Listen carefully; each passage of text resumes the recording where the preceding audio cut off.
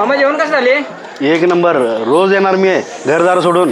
तर काय रे विषय, सगळे घरदार सोडून इकडे जेवायला लागल्यात. मग म्हटलं जसं जाऊन बघायला लागते. तर आम्ही आलो हॉटेल मनमुरादला. इकडे आज जाऊन बघतो तर काय इथं गर्दी ढीग होती. कारण इथे 180 रुपयाला अनलिमिटेड जेवण आहे हो. आणि यांच्याकडे फॅमिली सेक्शनचं डिपार्टमेंट वेगळं होतं. आणि यांच्याकडे एक छोटंसं लॉन पण आहे जिथे तुम्ही छोटे मोठे कार्यक्रम करू शकताय. एवढी गर्दी असून सुद्धा यांची सर्व्हिस एकदम फास्ट होती. तर मग आम्ही घेतला चिकन फ्राय थाळी, चिकन मालवणी थाळी, मटन मसाला थाळी, अंडा मसाला थाळी, चिकन मसाला थाळी आणि एक अपक्ष कार्यकर्त्यासाठी काजू पनीर थाळी. मग म्हटलं जसं खाऊन बघायला लागते. दिलो की मग रप्पाटा अनलिमिटेड थाळ्या म्हणून आमची पोरं काय करणार वाटतं बडवाल देत. काय खातोस खा आणि काय पितोस पी, कारण इथं अनलिमिटेड आहे हो. आम्हाला तर इथलं जेवण एक नंबर क्वालिटी वाटलं. मग म्हटलं जसं कस्टमर्सने विचारलं त्यासनी कसं वाटलं. भावा जेवण कसं आहे? एक नंबर टॉपचं हत्यार आहे ते जेवण.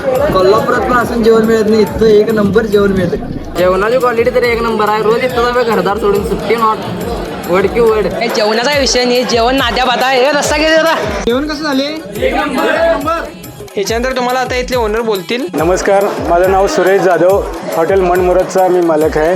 निप्पाणीहून आमचं हॉटेल 7 किलोमीटरवरती आणि अकोलहून 2.5 किलोमीटरवरती बाळोबा माळ रामपूर रोडला हॉटेल आहे.